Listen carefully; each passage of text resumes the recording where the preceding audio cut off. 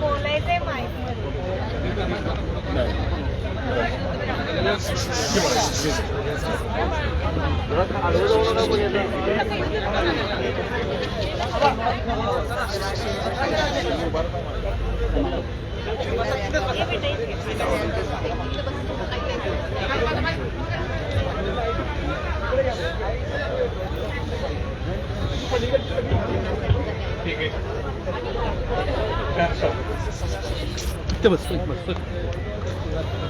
सर्वोच्च न्यायालयाने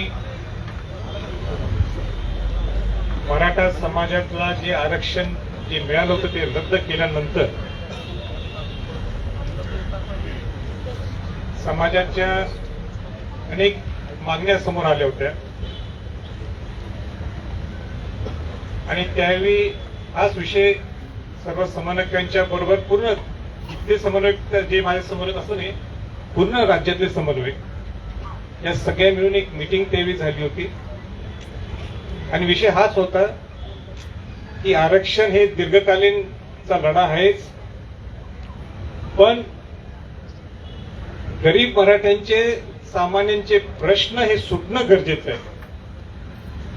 जे मागण्या आपण मागे पाहताय ते आपल्याला परत ते मागण्या काय मी ते सांगणार नाही आणि त्याच्यासाठी मग ते मूक आंदोलन हे आम्ही करायचं ठरवलं. मूक आंदोलन ह्याच्यासाठी की कोविडचा काळ होता, कोविडची महामारी वाढत होती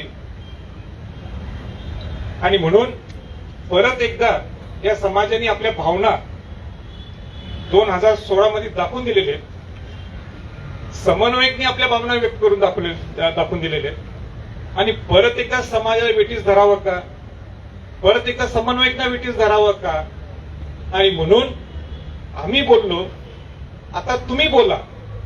आम्ही म्हणजे सर्व समन्वयक, नुसतं हे जे इथं आहे असं नाहीये, पण पूर्ण राज्याचे समन्वयक. आणि आम्ही बोललो, जनता बोलली, समाज बोलला, समन्वयक बोलले. आता तुम्ही बोला. तुम्ही म्हणजे कोण? जे सत्तेत आहेत ते, जे खासदार आहेत ते, जे आमदार आहेत ते, मग ते सगळे लोकप्रतिनिधी. आणि म्हणून पहिला मूक आंदोलन हे आम्ही कोल्हापुरात घेतलं 16 जूनला.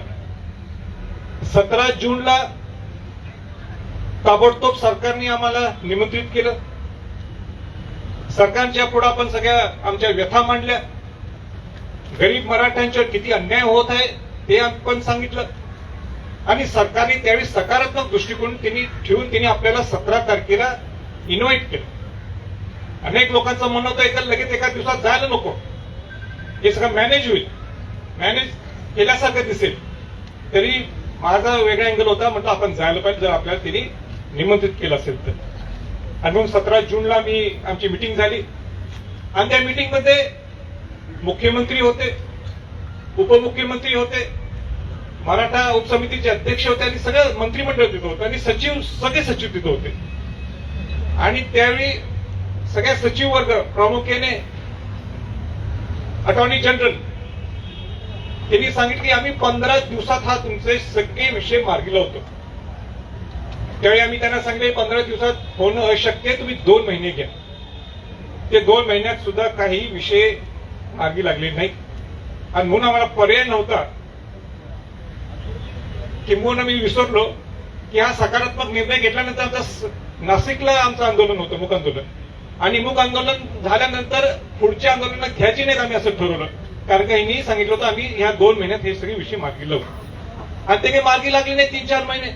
म्हणून नांदेड सारख्या ठिकाणी मोठा महाआंदोलन झालं, परत मूक आंदोलन झालं, पण ते मूक आंदोलन काही राहिलं नाही. तिथं 50,000 लोक आले, तरी सरकारच्यावर ते काही प्रेशर पडलं नाही असं दिसतंय. आणि म्हणून मग आम्ही रायगड जिल्हा इथं सगळे ते वेगळा दौरा आम्ही आखला, तरी काही फरक पडला नाही. आणि मग मला शेवटी स्वतःला वाटलं की आता आपण आम्ही बोललो, आता तिने बोललो, त्याचा सुद्धा काही फरक पडत नाही. परत समाजाला विटी धरायचं का? अनेक लोक मला विचारायला लागले, अनेक समन्वयक मला विचारायला लागले माझी पुढची भूमिका काय. आणि म्हणून मी स्वतंत्र निर्णय घेतला. मी समन्वयकांना विचारलं नाही, मी माझ्या घरच्या मंडळींना विचारलं नाही. कारण शेवटी ज्या घराण्यात माझा जन्म झालाय ते शिवाजी महाराज शाहू महाराजांच्या घराण्यात, तिथं अन्याय जर कोणाच्यावर होत असेल तो अन्यायाच्या विरोधात लढा देणं हे माझं कर्तव्य मी समजतो. आणि म्हणून अनेक लोकांना आजही वाटतं की आमरण उपोषण हे संभाजी छत्रपतींचा निर्णय चुकीचा आहे, काय बरोबर आहे. मलाही कल्पना नव्हता, पण माझी इच्छाशक्ती होती. नुसतं शिवाजी महाराज आणि शाहू महाराजांच्याकडे बघितलं आणि म्हटलं आपण तो निर्णय घ्यायचा समाजासाठी. काय होईल ते पुढचं पुढे बघू. आणि म्हणून तुम्ही आमरणचा उपोषणाचा निर्णय घेतला. आणि मी खऱ्या अर्थाने आज तिसरा दिवस नाहीये, मी 25 तारखेला रात्री 9 वाजता जेवलो. आणि मी मुद्दाम सांगू इच्छितो, हा शिवाजी महाराज शाहूंच्या वंशजाचा शब्द आहे. मी फसवी करणारा माणूस नाही, मागे जाऊन ज्यूस पिणारा. रक्तात ते माझ्या नाहीये. आज 66 दिवस झालेले, मी आता जास्त बोलत नाही. चर्चा समन्वयकांनी सगळ्यांनी केलेली माझ्या पुढं, पण जोपर्यंत त्यांच्याकडे येत नाही, जोपर्यंत माझ्याकडे लेखी येत नाही, तोपर्यंत मी मान्य करणार नाहीये. म्हणून माझी विनंती आहे, मी त्यांचं ऐकून घेणार मी अजून समाधानी नाहीये. त्यांचं ऐकून घेतल्यानंतर त्यांना मी बोलायला लावणार आहे. लेखी दिल्याशिवाय पुढची ऍक्शन नाही. म्हणून तुम्ही सगळ्यांनी शांत बसायचं. छत्रपतींचा आज आदेश आहे, कोणी मध्ये बोलायचं नाही, कोणी घोषणा द्यायच्या नाही. आणि जर कोण दिली तर मी इथं सांगणार, इथं निघाल पाहिजे. सगळ्यांना मान्य आहे? जर मान्य नसेल आत्ताच निघाल पाहिजे. तुम्हाला नंतर काय सोशल मीडियामध्ये काय बोलायचं बोल, पण त्यांच्याकडे ते सन्मानपूर्वक आपल्याकडे इथं आलेले. त्या सगळ्या मिटिंगला मगाशी जी 3 तास मिटिंग चालू झाली, 3 तास मिटिंग जी चालू होती, जी 3 तास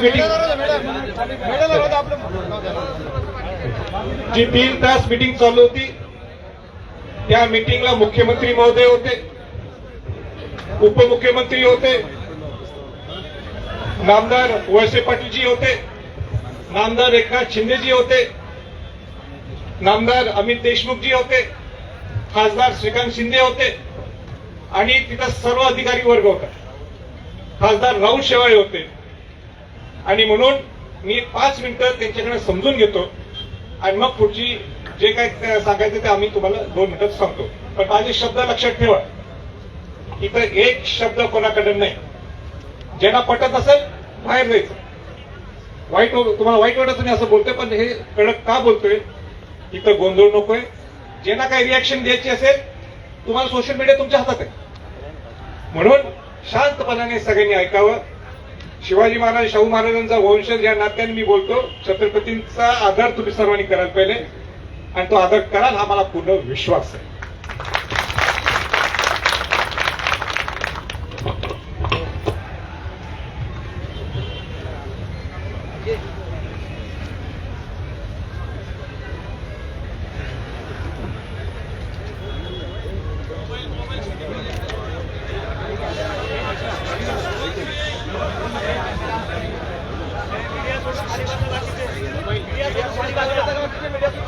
ओ मामा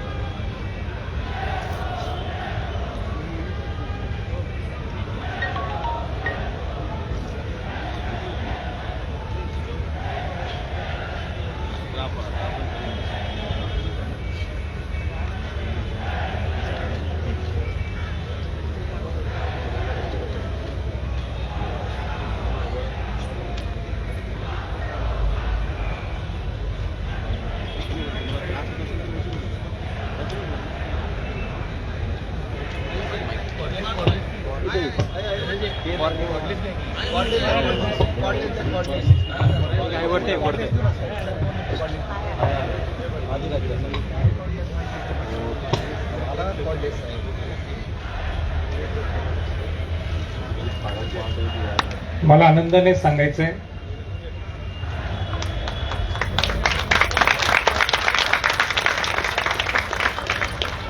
की ज्या मागण्या, कारण का आरक्षण हा दीर्घकालीन लढा आहे, पण ज्या मागण्या आम्ही त्यांच्या पुढे ठेवल्या होत्या, मी खरं म्हणजे समन्वयक एकदा विचारायला पाहिजे, मी विसरलोच नाही. आहे ना कोंडरे सर? हो कोंडरे सर, मी आपला एकटाच निर्णय घ्यायला. तुम्ही बघितलं ना? हा, तुम्ही ब्रीफ केलं मला तरी एकदा, परत नंतर असं वाटलं.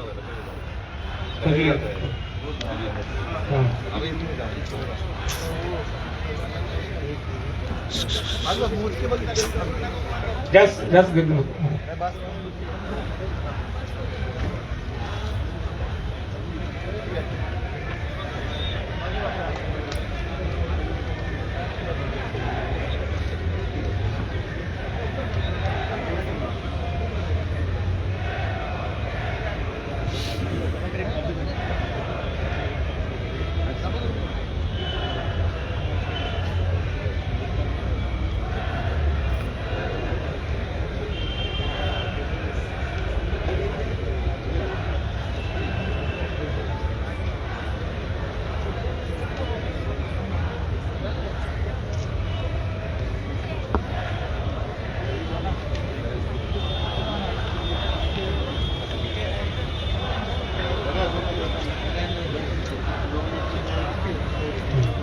मला आनंदाने सांगायचंय की ज्या मागण्या आम्ही सरकारच्या पुढं ठेवल्या होत्या, काय मागण्या मान्य झालेत मी सांगण्यापेक्षा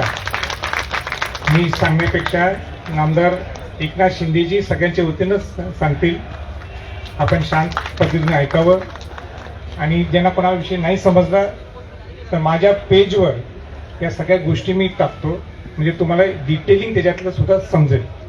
पण परत एकदा आभाराचं जे आहे मी नंतर बोलेन साहेब सगळे गेल्यानंतर, पण नामदार एकनाथ शिंदेजी, नामदार वळसे पाटीलजी, नामदार अमित देशमुखजी, खासदार राहुल शेवाळे, खासदार श्रीकांत शिंदे, माजी मंत्री, हे सगळे इथं आले आपल्या शब्दासाठी.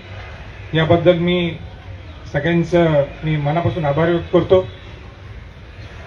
मला सुद्धा आपण वाचवलं याबद्दल सुद्धा मी आपला आभार व्यक्त करतो.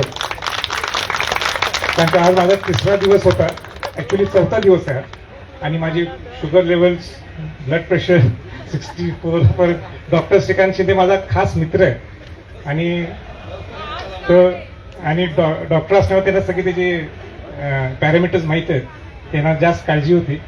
पण असो, मी नामदार एकनाथ शिंदे साहेबांच्याकडं ते सांगायची गरज नाही. ठीक आहे.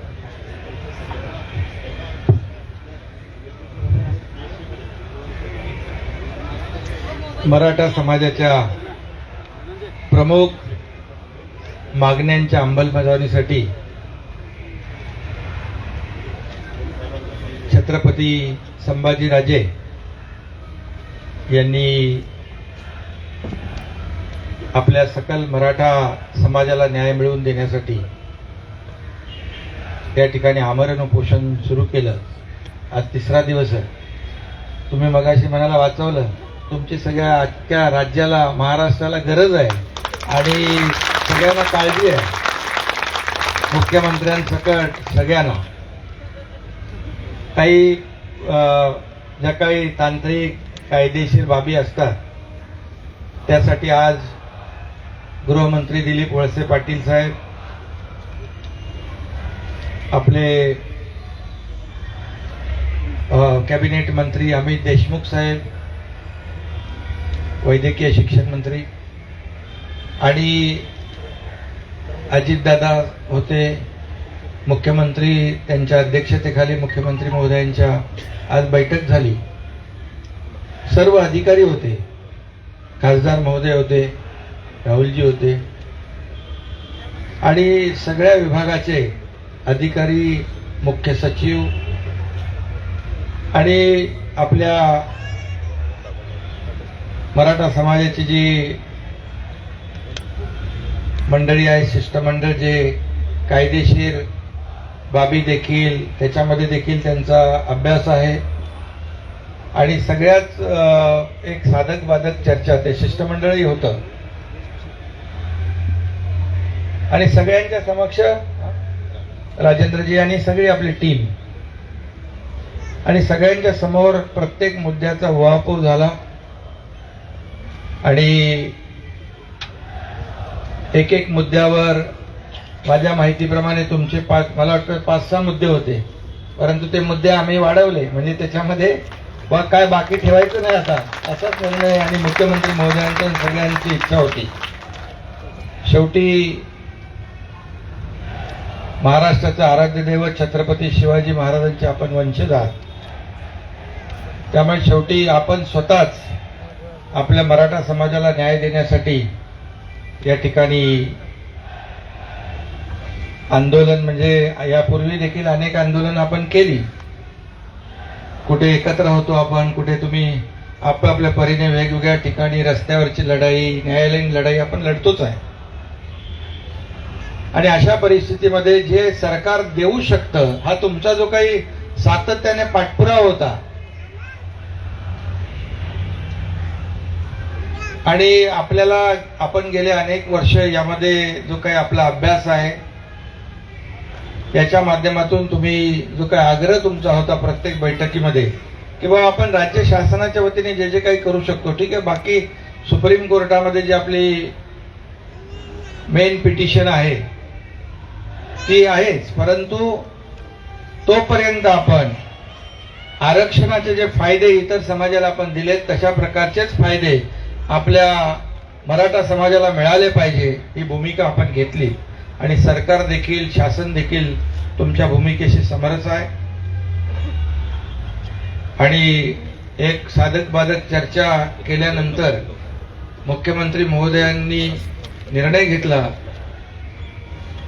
आणि आपण जे मुद्दे आपले मांडले होते, आपली मागणी जी होती त्यामध्ये सकारात्मक नाही, निर्णयच झालेला आहे. सकारात्मक म्हणजे काय करतो वगैरे, पण तसं ठेवलेलं नाही का.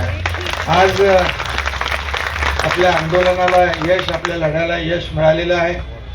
हा खऱ्या अर्थाने आपण केलेला जो काही संघर्ष त्याचा एक आनंदाचा दिवस किंबहुना विजयाचा दिवस म्हटलं तर ते वावगं ठरणार नाही. आणि म्हणून आपण पहिलं जे निर्णय घेतलाय तो सारथीकडून, गृहमंत्री महोदय वाचूया अमितजी, सारथीकडून कौशल्य विकासाचे कार्यक्रम जे 1 महिन्यामध्ये संपूर्ण सुरू करण्यात येतील, म्हणजे महिन्याभरामध्ये त्याचं सगळं नियोजन करतील आणि टाइम बाउंड प्रोग्राम, म्हणजे राजेंद्रजींनी आणि आपल्या शिष्टमंडळाने त्याच्यामध्ये आणखी काही सूचना केल्या, जे कोर्सेस आहेत त्याच्यात आपल्याला आणखी काय वाढ करता येईल, आणखी ज्या आपल्या तरुणांना नोकऱ्या कशा जास्तीत जास्त उपलब्ध होतील या संदर्भातली चर्चा सकारात्मक झाली. सारथीचं व्हिजन डॉक्युमेंट जे आहे ते व्हिजन डॉक्युमेंट तज्ज्ञांचा सल्ला घेऊन 30 जून 2022 पर्यंत पूर्ण तयार करण्यात येईल. सारथीमधील रिक्त पदे 15 मार्च 2022 पर्यंत संपूर्णपणे भरण्याचा निर्णय शासनाने घेतलेला आहे. सारथी संस्थेच्या 8 उपकेंद्रांसाठी जमीन देण्याचा प्रस्ताव 15 मार्च 2022 पर्यंत मंत्रिमंडळासमोर सादर करण्याचा निर्णय झालेला आहे. अण्णासाहेब पाटील आर्थिक मागास विकास महामंडळाला चालू आर्थिक वर्षात मंजूर रुपये 100 कोटीपैकी 80 कोटी प्राप्त झाले आहेत.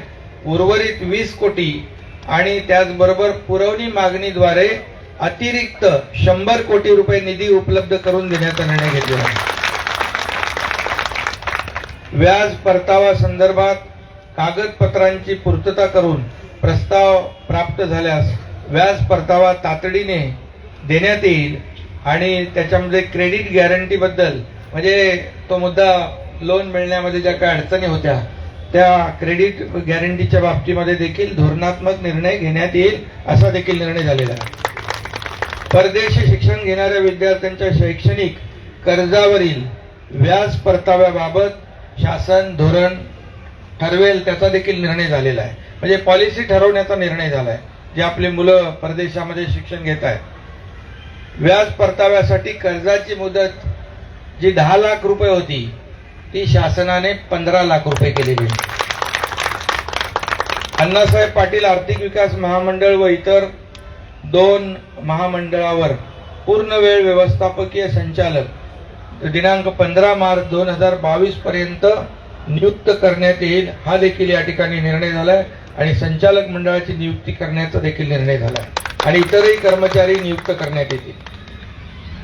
जिल्ह्यात स्थापन करावयाच्या वसतिगृहांची यादी उच्च व तंत्र शिक्षण विभागाकडून आजच उपलब्ध करून देऊन तयार असलेल्या वसतिगृहांचं उद्घाटन मुख्यमंत्री महोदयांच्या शुभ हस्ते जेवढी आपली तयार आहे ती गुढीपाडव्याच्या दिवशी सगळी हॉस्टेलचे उद्घाटन करण्यात येते. कोपर्डी खून खटला प्रकरणी मान्य उच्च न्यायालयात दाखल अपिलाची सुनावणी तातडीने घेण्याबाबत महाधिवक्ता यांना विनंती करून दिनांक 2 मार्च 2022 म्हणजे परवा 2 मार्च 2022 रोजी हायकोर्टमध्ये मेन्शन करण्यात येईल. म्हणजे लवकर बोर्डावरती केस येईल. रिव्ह्यू पिटिशनची सुनावणी खुल्या न्यायालयामध्ये घेण्याबाबत माननीय सुप्रीम कोर्टाला 15 दिवसाच्या आत अर्ज करण्यात येईल आणि त्या बाबतीमध्ये आम्ही तिघजण त्याचा पाठपुरावा करू. गृहमंत्री आहेत आणि वैद्यकीय शिक्षण मंत्री आहेत. मराठा आंदोलकांवरील दाखल गुन्हे मागे घेण्याबाबतच्या कार्यवाहीबाबत प्रत्येक महिन्यात गृह विभागाकडून आढावा बैठक घेण्यात येईल व प्रलंबित प्रकरणाचा आढावा घेऊन तसेच ज्या आंदोलनात व्हिडिओ फुटेजमध्ये ज्यांचा गुन्ह्यामध्ये सहभाग नव्हता त्यांच्यावरील देखील गुन्हे मागे घेण्याबाबत केस टू केस प्रकरण निहाय निर्णय घेण्यात येईल. तसेच जे गुन्हे मागे घेतलेले आहेत परंतु न्यायालयीन पटलावर प्रलंबित आहेत त्याचा आढावा घेऊन प्रकरण निहाय त्याचा निर्णय घेण्यात येईल. गृहमंत्री महोदयांनी स्वतः ते सांगितलंय आणि ते स्वतः इथे उपस्थित आहेत. मराठा आरक्षण प्रकरणी नाही हा शेवटी मराठा आंदोलनात मृत पावलेल्या वारसदारांना एसटी महामंडळामध्ये काही 18 लोकांना नोकऱ्या मिळालेल्या आहेत पण उर्वरित लोकांना अद्याप बाकी आहेत. काही लोकांचे काही डिस्प्यूट असतील परंतु त्याच्यामध्ये आपल्या शिष्टमंडळाने सांगितल्याप्रमाणे तातडीने त्या कागदपत्रांची पूर्तता करून द्यावी आणि त्यांना ताबडतोब नोकरी देण्याचा देखील निर्णय शासनाने घेतलेला आहे. आता सगळ्यात महत्वाचं म्हणजे जे खूप सुरुवातीपासून छत्रपती संभाजीराजेंचा जो आग्रह आणि मागणी होती की जे आपल्या सर्वोच्च न्यायालयामध्ये मराठा आरक्षण प्रकरणी दिनांक 9/9/2020च्या स्थगिती आदेशापूर्वी नियुक्तीकरिता शिफारस झालेल्या परंतु दिनांक 9/9/2020 नंतर सुधारित निवड यादीनुसार जे SCBC, ESBC व EWS उमेदवार शासकीय सेवेतून बाहेर पडतील त्यांना मानवतावादी दृष्टिकोनातून अधिसंख्य पदे म्हणजे जे सिलेक्शन झालं होतं त्यांना अपॉइंटमेंट मिळाली नव्हती अशा सर्व आपल्या तरुणांना किंवा आपले जे कॅन्डिडेट आहेत त्यांना त्यावर खूप चर्चा झाली आणि कायदेशीर देखील मुद्दे उपस्थित केले अधिकाऱ्यांच्या माध्यमातून. शेवटी ते अधिकारी जे त्यांच्या कागदावर आहे ते समोर प्रेझेंट करत असतात की सुप्रीम कोर्टामध्ये केस आहे मग तिकडे काय होईल, कंटेम होईल, काय होईल या संदर्भात खूप चर्चा झाली. मग ओपिनियन घ्यायची चर्चा झाली परंतु आम्ही सगळ्यांनी ठरवलं मुख्यमंत्री महोदयांसकट की जे काय होईल ते होईल बघू आपण कायदेशीर लढाई तर लढतोच आहे परंतु हा जो प्रलंबित विषय आहे जे आपले लोक सिलेक्शन झालंय पण नोकरीपासून वंचित आहेत त्यांचा जो निर्णय आहे ती जे अधिसंख्य पद निर्माण करून या सर्वांना नोकरीमध्ये सामावून घेण्याचा प्रस्ताव जो आहे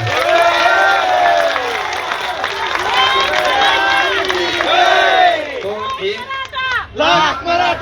अधिसंख्य पद निर्माण करून त्यांच्या एक मिनिट प्रस्ताव 1 महिन्याच्या आत मंत्रिमंडळासमोर ठेवण्याचे आदेश मुख्यमंत्री महोदयांनी दिलेले आहेत. मला वाटतं हा ऐतिहासिक निर्णय आहे आणि हे सगळं जे आहे तुम्ही लोक तुमच्या बरोबर आहे, त्यांचे आशीर्वाद तुमच्या बरोबर आहे, त्यामुळे तुम्हाला काय होणार नाही, तुमचं आरोग्य चांगलं राहील आणि त्यासाठी आमच्या सगळ्यांच्या शुभेच्छा आहेत. मला वाटतं आता आपण ज्या मागण्या होत्या त्यापेक्षा शासनाने जास्तीचा विचार केलेला आहे, त्यामुळे आता मी परत एकदा सगळ्या मंत्री महोदयांचं मनापासून मुख्यमंत्र्यांचं इथं उपस्थित सर्व कॅबिनेट मिनिस्टर्स यांचं मी मनापासून परत एकदा आभार व्यक्त करतो की आपण सगळे मागण्या हे मिनिट्स मध्ये आपण आणलेले ऑन पेपर आणायचे हे सगळं तुम्ही दिलेले आणि सगळे मिनिट सुद्धा हे सगळे स्वतः नामदार एकनाथ शिंदे साहेब, नामदार वळसे पाटील साहेब, अमित देशमुखजी घेऊन आलेले आणि म्हणून मी परत एकदा आभार व्यक्त करतो. सगळ्यात मोठा ऐतिहासिक निर्णय जो आपण घेतला, जो निर्णय घेतला तो होता नियुक्त्यांचा आणि तो इतका अवघड होता. मलाही कल्पना होती, मला सुद्धा एवढी अपेक्षा नव्हती की आपण एवढा निर्णय घेऊ शकाल, तर तुम्ही निर्णय घेतला. आपण ते पुढे काही कंटेम्प्ट होईल, आपण ती जबाबदारी घेता, पण कंटेम्प्टच्या वर आपण जर जबाबदारी घेत असाल, उद्या काय झालं तर मी सुद्धा तुमच्या बरोबर असणार. मी सुद्धा तुमच्याबरोबर असणार. म्हणून तुम्हाला कोणी सांगितलं इथं आत यावं लागते कोर्टात, तर तिथं मी सुद्धा तुमच्या एक पाऊल पुढे असणार. आणि म्हणून आणि त्यांना विनंती केली मी की 3 दिवस इथं अनेक लोक इथे येऊन जातात, लहान मुलं सुद्धा यायला लागलेत, पण माझं उपोषण ज्यावेळी मला सोडायचंय तर मी एका लहान मुलांच्याकडे सोडतो आणि मग मी मंत्रिमंडळांच्याकडे सोडतो अशी त्यांना विनंती दिली होती आणि त्यांनी पुढे ते मान्य केले. आणि पण एकदा माझं आभाराचं भाषण सगळे मंत्रिमंडळ गेल्यानंतर मग मी बोलणार आहे.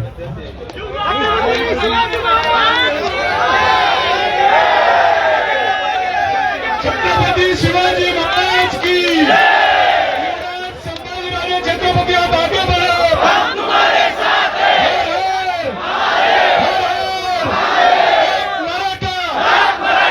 मराठा, तुमचं आमचं नाटक आहे. आणि आमच्या सोयीनं पत्नी माझ्यावर गनिमी कावा केलाय. दररोज दिवसभर थांबायचे, रात्री जायचे झोपायला आणि मला सांग की तुम्ही जाऊन काही खायला पाहिजे, तुम्ही फिट पाहिजे, पण तिने सुद्धा उपोषण केलं, त्यांनी सुद्धा अन्न त्याग केला पाहिजे, मलाही माहित नव्हतं. म्हणून मी त्यांचे सुद्धा आभार, बाकीचा आभार त्यांच्या बाकी नंतर बोलतो.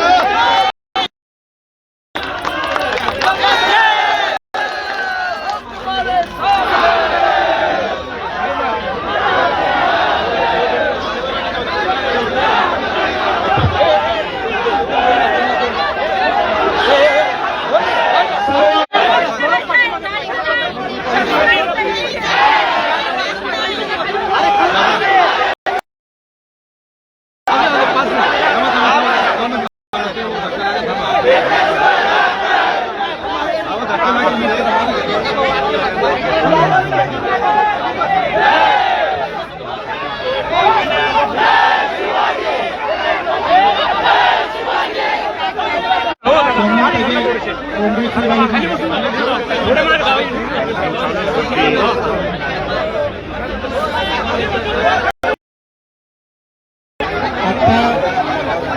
आपल्या घरातला कार्यक्रम, आता आपल्या घराचा कार्यक्रम. माझ्या चेहऱ्यात सुद्धा आत्ता हास्य आलं. मी सुद्धा फार खुश आहे.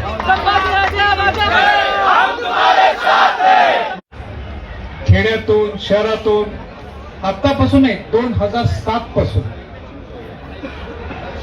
त्या 2007 पासून मी कुठं महाराष्ट्र पिंजून काढलं या मराठा समाजाला आणि आर्थिक माझ्या गरीब मराठा समाजाला न्याय देण्यासाठी. त्या सगळ्यांचं मनापासून हृदयातून मी आभार व्यक्त करतो. हे कोणाची नावं घेत नाही संघटनेचे, पण त्या सगळ्या संघटनेने मला प्रेम केलं. त्या सगळ्या संघटनेने मला ताकद दिली आहे. त्या संघटनेने दाखवून दिलं की हा खऱ्या अर्थाने शिवशाहूंचा वंशज आहे. त्या सगळ्या संघटनेने सांगितलं की राजे नुसतं कोल्हापूरसाठी तुम्ही मर्यादित राहायचं नाही, तुम्ही महाराष्ट्र आणि देशात पण शिवाजी महाराजांचं नाव नेण्याचं तुमची जबाबदारी आहे. शाहू महाराज हे नुसतं कोल्हापूरसाठी नाहीयेत, शिवाजी महाराज हे नुसतं महाराष्ट्रासाठी नाहीयेत, यांचा आचार विचार हा देश जगात गेलेला आहे आणि तुमची ती जबाबदारी. म्हणून अनेक लोकांनी टीका केली मी खासदार झाल्यावर, अनेक लोकांनी टीका केली मी खासदार झाल्यावर, पण माझी पूर्ण खासदारकी ही समाजासाठी, शिवाजी महाराज म्हणजे गड किल्ल्यांसाठी नव्हे. इतिहासात मराठा समाजाच्या आरक्षणाच्या संदर्भात पार्लमेंटमध्ये कोणी विषय मांडला नव्हता. मला आनंद ह्याच्यासाठी आहे आणि ते सर्व मराठा समाजाचं, सर्व बहुजन समाजातल्या लोकांचं. कारण नुसतं मराठा समाजाला न्याय मिळाला पाहिजे, नुसतं मराठा समाजाने नुसती मागणी केली नाही, तर सगळ्या बहुजन समाजातल्या लोकांनी सुद्धा मराठा समाज आपला मोठा बांधव आहे. मला फार टेन्शन नाही, मला फार स्ट्रेस वाढेल आणि साहजिकच आहे. आणि म्हणून त्यांचा माझा फोन जोडून देऊ नका. आणि म्हणून मी त्यांच्याशी बोललो नाही 10-12 दिवस. आंदोलन याच्या दिवशी मी घाबरत सकाळी त्यांना 8 वाजता फोन केला. शेवटी वडील आणि त्यांनी काय सांगितलं, माझ्या आशीर्वादाची काय गरज आहे, तुम्हाला तर महाराष्ट्राचा आशीर्वाद आहे.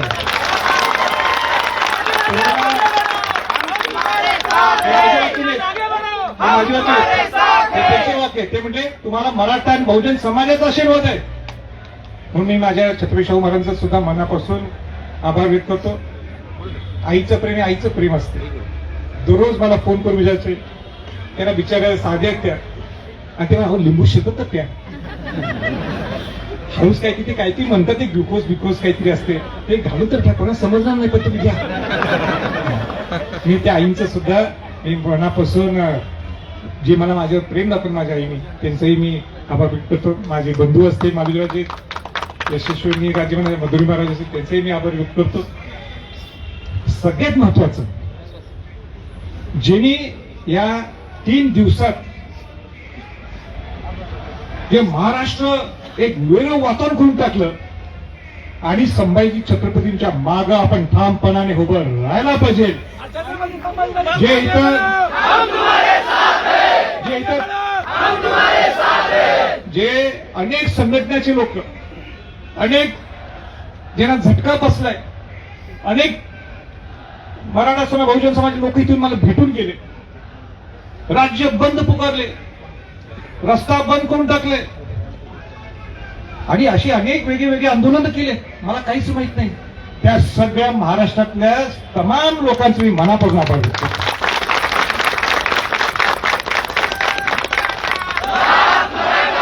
माझ्या पुढे सोशल मीडिया, सोशल नाही आपली प्रिंट इलेक्ट्रॉनिक मीडिया, त्या इलेक्ट्रॉनिक मीडियाची सुद्धा काय पेशन्स असते. मी स्वतः त्यांना जाऊन सांगितलं, एका जागेवर उभा राहणार नाही.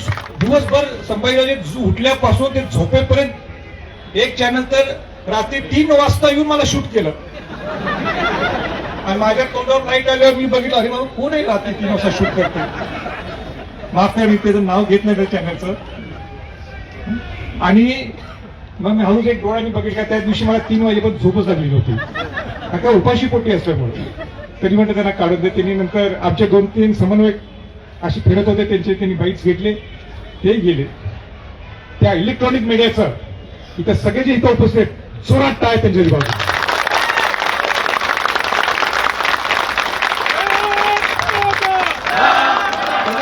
हा विषय त्यांनी पोहोचवला पूर्ण महाराष्ट्रात.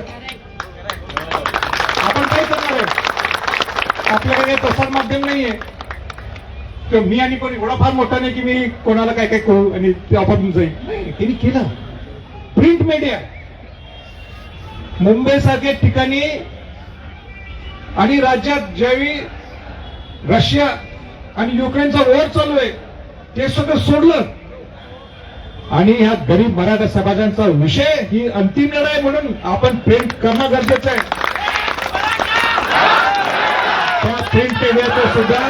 त्या प्रिंट मीडियाचं सुद्धा मी मनास आभार करतो. त्यांच्यासाठीच एक टाळ्या वाजवा.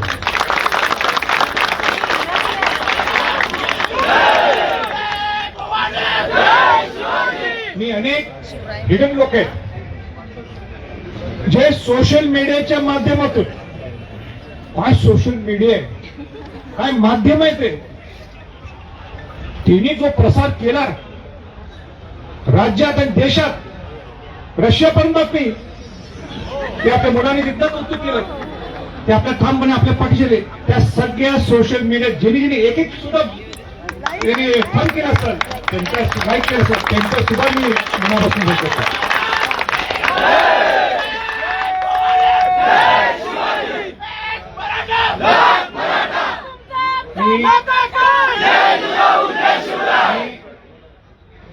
जी वैद्यकीय टीम आहे ती वैद्यकीय टीम एवढी कंटाळून गेली ती माझ्यापासून. कारण ते म्हणत होते हे औषध तर घ्या तयारच नाही, डोकं तर ते म्हणतात औषध घेऊ, हे नाही म्हणतात. त्यानंतर शुगर ड्रॉप आहे तर ग्लुकोज देऊ, इंजेक्शन देऊ. मी म्हटलं काहीच करणार नाही. मग हे म्हणजे आमचा उपयोग काय?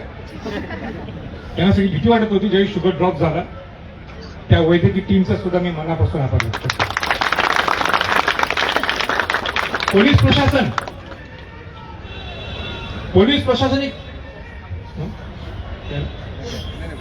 पोलीस प्रशासन यांचं सुद्धा कौतुक आहे. सगळ्यात जास्त टेन्शन त्यांचं होतं. का? नुसतं आपलं आमरण उपोषण चालू आहे म्हणून नाही, पण आमचे सगळे समन्वयक सुद्धा फारच आक्रोश होते ना. त्यांचाही काही दोष नाही, पण त्या पोलीस प्रशासनाने सुद्धा इतकं कोऑपरेशन केलं. आणि तुमचे सगळे देशातले राज्यातले इनपुट्स जे काही चाललंय, जे काही लोकांच्या भावना आहेत, त्यांनी मुख्यमंत्र्यांच्याकडे, उपमुख्यमंत्र्यांच्याकडे आणि मंत्रिमंडळाकडे पोहोचवल्या. आणि मी ज्यावेळी रात्री आता पाणी जास्त वेळ सारखं मला टॉयलेटला जावं लागत, बघतोय तो इथं महिला पोलीस सगळे चेंज और आता मी त्यांना विचार तुझी ड्युटी केव्हा संपणार?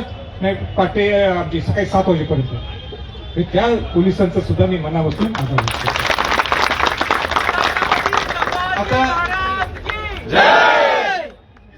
आता ज्यांचा आभार जाहीरपर्यंत करू नये, पण घरातला कार्यक्रम आहे मात्र नाही.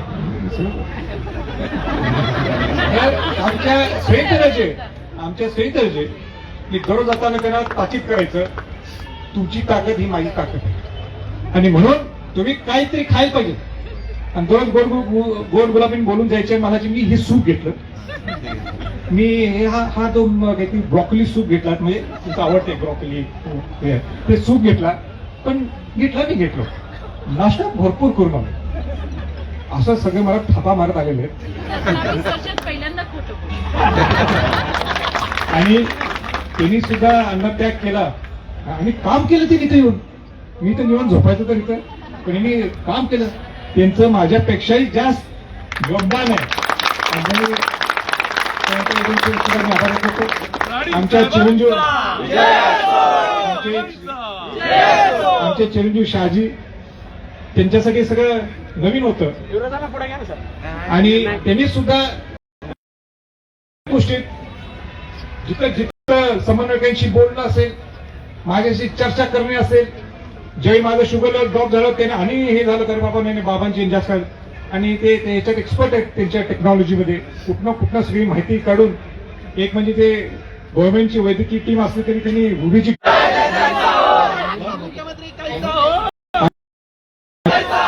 हायपोग्लायसेमिया असले काही शब्द काय कळत नाही. ते आता पुढच्या आंदोलनाच्या वेळी आपण अभ्यास करू. सगळ्या संस्था अनेक संस्था आल्या शिक्षण संस्था असतील अनेक प्रकारच्या संस्था त्यांनी सगळ्यांना तुकाराम महाराजांचे देऊळवरून आले लोक वारकरी लोक आलेले काय रंगलं तुम्ही तिकडे असल्यावर तिकडे होता तर आम्ही 2.5-3 तास मी सुद्धा विसरून गेलो की मी आम्हाला उपोषण करावं लागलं. त्यांच्या सगळ्यांचं मी आभार व्यक्त करतो. मी सगळ्यात जर सुरुवात कोणी केली असेल तर ते मुंबईचे डबेवाले त्या मुंबईच्या डबेवाल्यांचं मी कौतुक करतो. म्हणजे त्यांनी इतक्या पर्यंत गेले की काय सांगा ते आम्ही करतो. आज संध्याकाळी जेवण त्यांच्याकडून आहे. तिथं वॉलमार्ट ऑर्गनायझेशनच्या माध्यमातून नाश्ता जेवण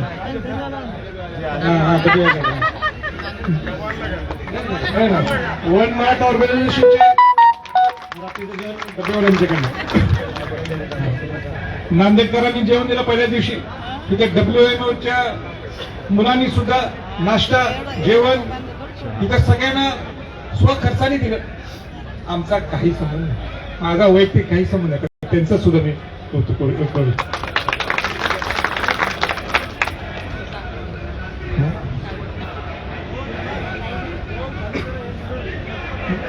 मला वाटते सगळ्यांचे झालेले आणि महिलांची उपस्थिती लक्षणीय होती. त्या महिलांचे सुद्धा मी आभार व्यक्त करतो. माझ्याबरोबर फोटो काढायला सेंटरने सांगितलं तुम्ही 1000 रुपये वर कोण मला सोडायलाच तयार नाही. कोण पुरुष फोटो काढायला हे का तो आमचा सोमनाथाला फोटो काढायला हो तुम्ही जरा समजून घ्या तुझ्यामुळे सुद्धा समजून घ्या. ऐकणार नाही म्हणजे सरकारच्या बाजूवर तो शेवटी सोमनाथ लांबोरे सुद्धा जो माझं पूर्ण देखभाल करतो मला तो सुद्धा तिकडे गेला भावनी म्हटलं यांच्या कोण आपण आधार लागतो महिलांची ही ताकद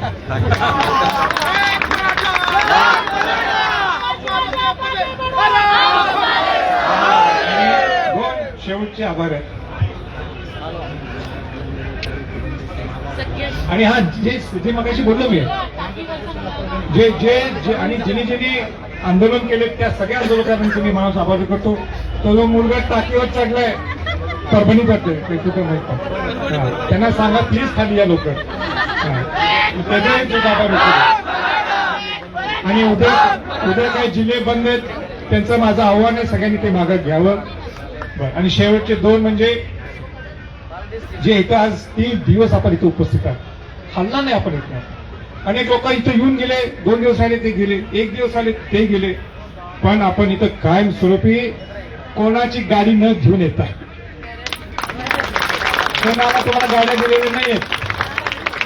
हे राजकारण विरहित हा स्टेज आहे. हा राजकारण विरहित इथं लोक आलेले कोणाशी आपल्याला राजकारणाचा विषय नाही. समाजाला गरीब समाजाला न्याय मिळावा म्हणून आपण सर्वजण आलात. मला ताकद दिली आपण मला विश्वास दिला की आपल्या मागण्या 100% मान्य होणार. त्या सगळ्यांचं मी मनाचा आभार व्यक्त करतो.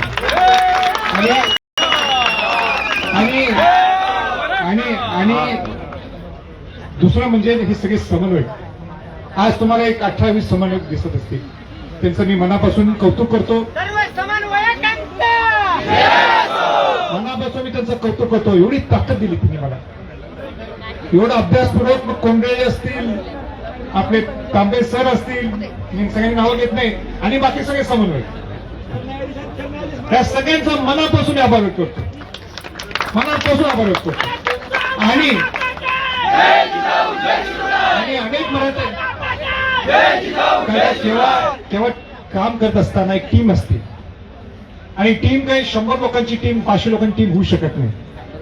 म्हणून ज्यांना वेळ देता येतो म्हणून ते स्वतःहून ते सगळे एकत्र आलेले आहेत. आम्ही केवळ कोणाला अडवलं नाही तुम्ही येऊ नका म्हणून. आणि हे जे आलेत आपले 18-20 समन्वयक त्यांचा मी मनाचा आभार व्यक्त करतो. आणि अनेक समन्वयक आहेत जे इथं आले नाही पण ते माझ्या टच मध्ये आहेत. आजपासून नाही 2007 पासून ज्यांनी मला महाराष्ट्र दाखवला त्या सगळ्या समन्वयकांचं, त्या सगळ्या संघटनेचं मी मनापासून आभार व्यक्त करतो.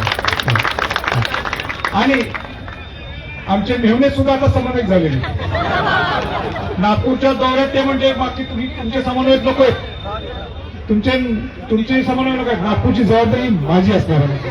म्हणून ते आमचे विश्वजित सिंह लादव येते, तर विश्वजित सिंग आताही नागपूर आंदोलन केलं. विश्वजित सिंग कीर्तन घाटगे यांचं सुद्धा एक समन्वयक म्हणून माझे निर्णय म्हणून नाही, माझं एक नागपूरचे एक समन्वयक म्हणून त्यांचंही मी आभार व्यक्त करतो. मला वाटतं मी सगळ्यांची नावं घेतली, कोणाची राहिले असेल तर मला सांगा. अरे गणेश जाधव सर आलेले इतिहासकार. आणि सगळ्यांनी आता आपापलं लांबणं आलंय. आपण एक चांगलं गाणं करूया. एक गाणं लावूया आपण.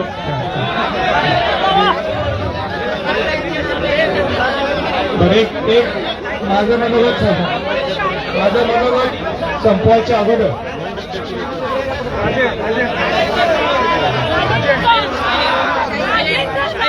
माझं मनोगत एक गाणं व्हायला पाहिजे. माझं एक सेंटेन्स म्हणणं एक गाणं व्हायला पाहिजे, तिथं सगळे जल्लोष सुरू करू शकतो. आणि एक विद्यार्थीला त्याला आपलं मनोगत व्यक्त करायचं. वर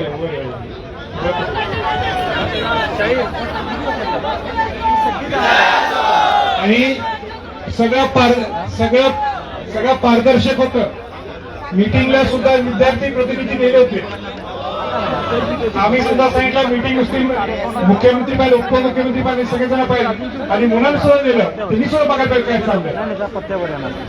आणि मांडव इतकं सुंदर केलं होतं, मांडव इतकं सुंदर बांधलंय, तयार केलंय. Sound system top class. मला कोण म्हटलं, काल एक जण आले होते ते म्हणे राजांसारखा टॉप क्लास मांडव आहे. म्हणजे राजांसारखं नाही म्हटलं, इथं येणारा मंत्र्यासोबत वाटेल पण हे किरकोळ आंदोलन नाही.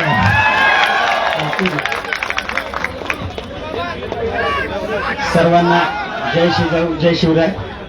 खरं तर मला आता काय बोलावं हे समजत नाहीये, कारण की कोणत्या शब्दानं आता मी राजांचे जे उपकार आहेत. काल माझा एक बांधव या ठिकाणी भाषणला आला आणि तो म्हणला, त्याचा मला चांगला शब्द आठवतोय की तो म्हटला माझी पॅन्ट मी माझ्या मेवण्याची घालून आलोय. मित्रा, खरंच ह्या राजांनी आपल्याला जीवनाची भाकर कमवून दिली. खरंच आम्ही राजे